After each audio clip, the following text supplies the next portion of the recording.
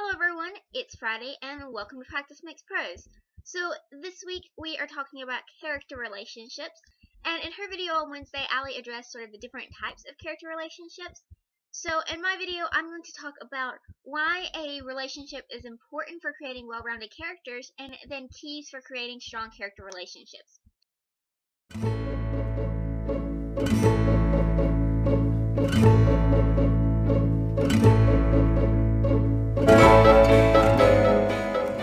First of all, character relationships are one of the greatest tools that you have for creating a well-rounded character.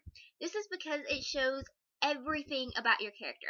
How they interact with people and how they don't interact with other people tells you really a lot about their personality, because when you're creating this character, everything that you tell us in their own thought process and the narration of the book, that's good, but you don't actually get to see what this character is like until you see them interacting with other characters.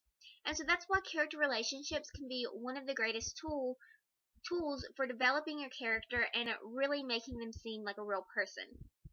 Next, keys for creating really great character relationships. First of all, I'm going to start with something that I'm not entirely sure where I first heard it, probably on the internet somewhere, but a person has 3 ways of looking at them. First, the way that everyone else sees them. Second, the way that they see themselves. And third, the way that the character actually is. And when you're creating a character, these 3 things come together, and that's what you end up with, your final product of a character, and this also applies to real people. So these 3 things can be applied to a character relationship as well, because to observers of the relationship, that's how they're going to see that relationship. They don't see everything that there is. They only see what those characters let them see. Then, with how the characters themselves view that relationship, they only see what they allow themselves to see, what they want to see. Because just like with everything else in life, sometimes we block out stuff when we're looking at how things are in our life. So you have the way that those 2 characters or multiple characters in that relationship view it. And then you have the way that the relationship actually is. And as the author, it's our job to know how the relationship actually is, to be able to step away from how other characters view the relationship and how those in the relationship view it, and actually know what it's like so that we can have that third point of view in there and really create that well-rounded relationship. So when you're creating a relationship, make sure you have those 3 things. That's my first key. My second key is to remember that not all relationships are absolutely horrible and that not all relationships are perfect. They usually fall somewhere in between. There's going to be arguing, and there's going to be heart-to-hearts. There's going to be all of these things within the relationship.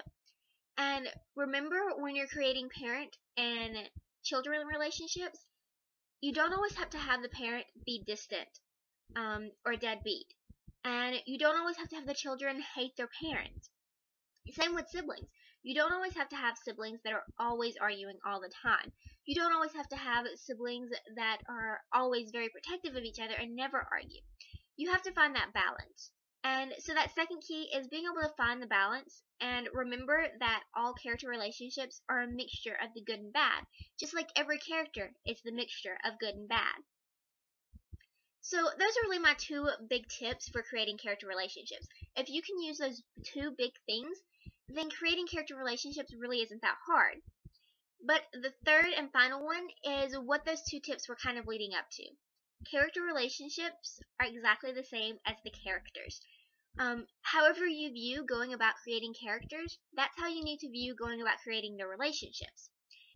3 tips for creating character relationships. I hope you found something in there helpful for you. If you have any tips for creating character relationships or stories about how you've created character relationships in the past, please leave them down in the comments. I would love to hear those, and don't forget to check out Joe's video on Monday talking about how she creates character relationships. Bye everyone, and don't forget, practice makes prose.